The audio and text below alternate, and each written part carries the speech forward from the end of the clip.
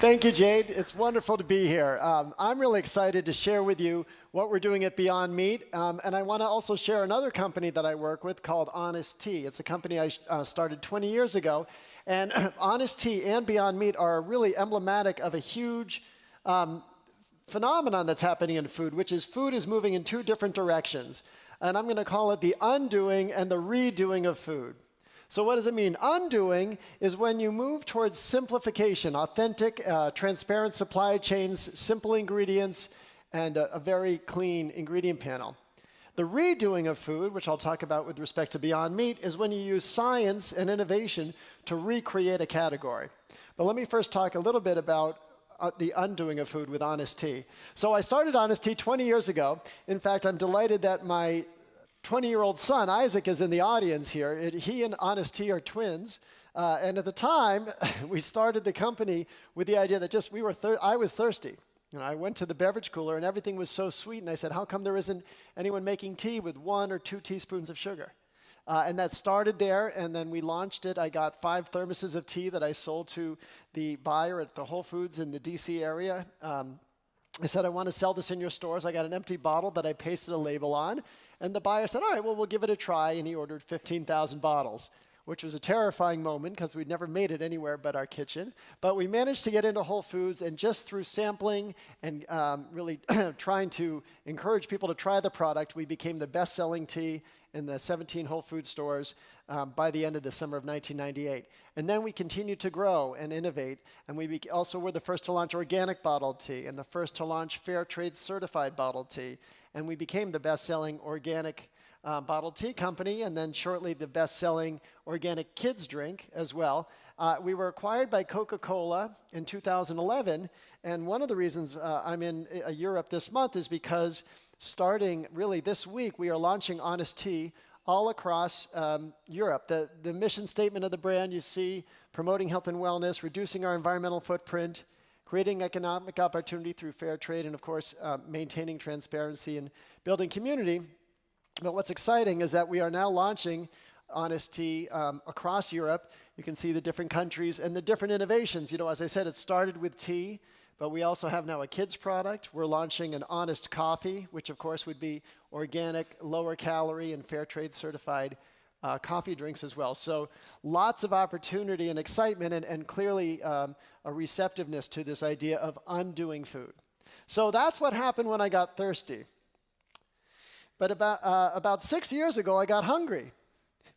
And my family has been vegetarian for 13 years, and we have consistently been dissatisfied with the taste of veggie burgers. In fact, I've said before that if the meat industry had a conspiracy to try to discourage people from becoming vegetarian, the veggie burger would be the perfect strategy, because you try it once and you say, I really don't need to be a vegetarian that badly. So you get the loyal and devout followers of vegetarianism who are willing to make the sacrifice and go to the freezer where they can buy their products. But I was trying to think of a great way to illustrate the negative reaction people have to vegan and plant-based foods. And I found this slide. This is, so in the United States, last year, there was a terrible hurricane in Houston. People were desperate for food, and the shelves were cleaned out, except for one section, which is the plant-based protein section. And there could be no more stinging indictment of the failure of this category to meet demand. And we said, well, wait a minute. And I knew if I'm hungry, my family's hungry, and people in Houston have that kind of reaction, there's an opportunity here. And it just so happens that as I was going through this thought process, my wife was reading an article about a company getting started on the West Coast called Beyond Meat, which was seeking to perfectly replicate the taste and texture of meat using plants.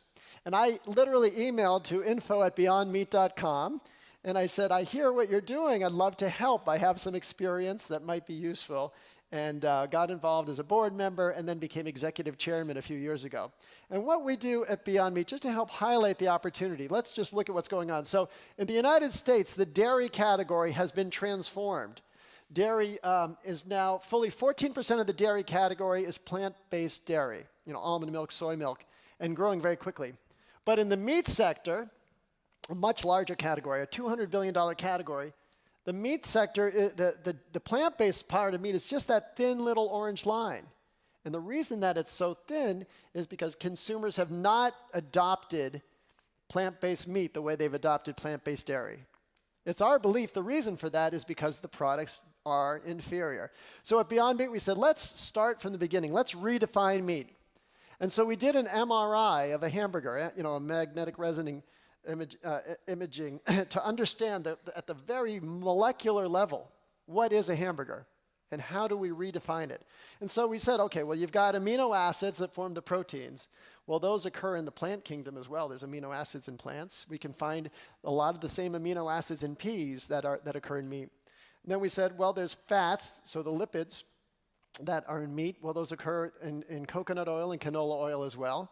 Water, the product, 70% water, of course, that occurs without an animal. And then the rest is trace minerals and carbohydrates. So it's not that there's some magical ingredient in meat we can't find and source in the plant kingdom. What's unique about meat is the way that it's structured.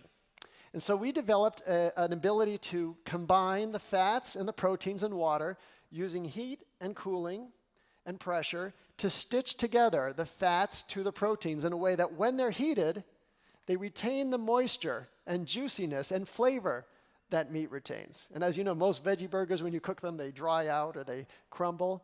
And our burger still has the same sizzle. It comes out looking like this.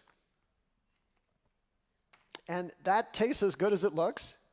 And all of a sudden, we have found that when you can make a product that close to meat, consumers respond in a very different way.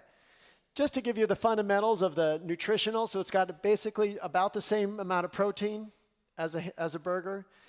It's got a little more iron. It has about half the saturated fat of burger, 0 cholesterol, and about the same amount of calories. But what you've got, of course, when you think about the other aspects of this, is a much lighter environmental footprint, right? The cow is a notoriously inefficient converter of plants to protein, right? A cow takes 9 months to take plants and make them into protein, all the water, all the feed, all the waste associated with that. And we basically take the plants and convert them into protein, skipping so many of the, skipping not the middleman, skipping the middle cow. What's notable about the Beyond Burger is that we have chosen to work with retailers to merchandise the product not in the freezer section, but to merchandise them in the meat section. And our belief is that we will transform the meat section into the protein section. So it's no longer just hamburger, chicken, chicken breast. It's cow protein, chicken protein, and plant protein. And the results have been phenomenal. We have launched this now in the 2 largest retailers in the United States. In several regions, the Beyond Burger is the top-selling packaged burger in the meat section. Not the top-selling plant-based burger in the meat section, the top-selling packaged burger in the meat section. And that's transformational. That starts to transform the way consumers behave. I want to bring this, we've also launched it at TGI Fridays nationally, and what I'm excited to announce today is that starting this summer, starting in July, the Beyond Burger will be launching distribution throughout Europe. That's an applause line, by the way.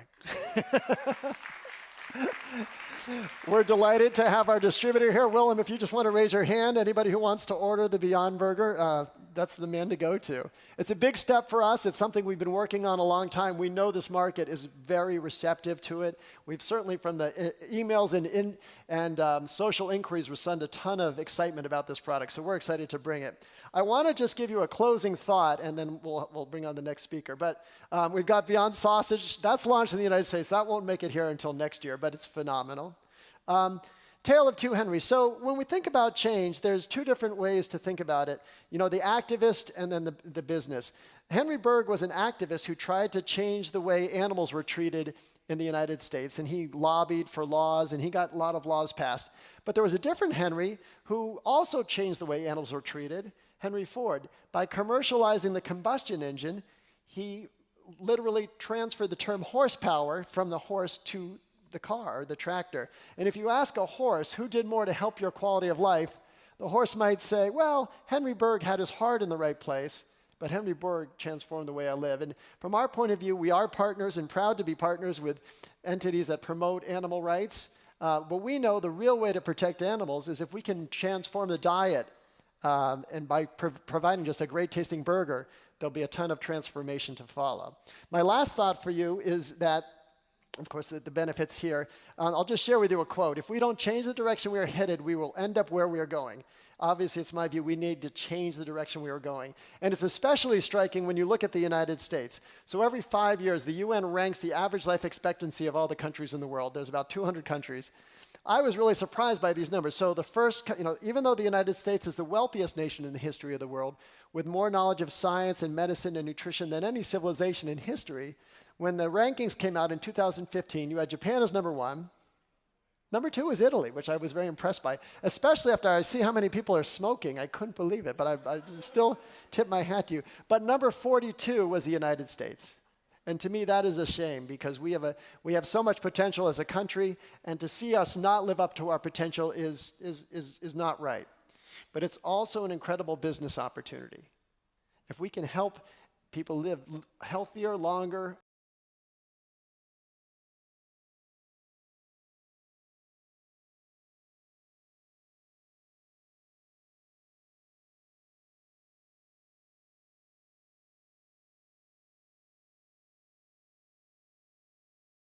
it cannot be done, should not interrupt the people doing it. I'm proud to be one of them, and I know you'll enjoy hearing from the rest of them. Thank you very much.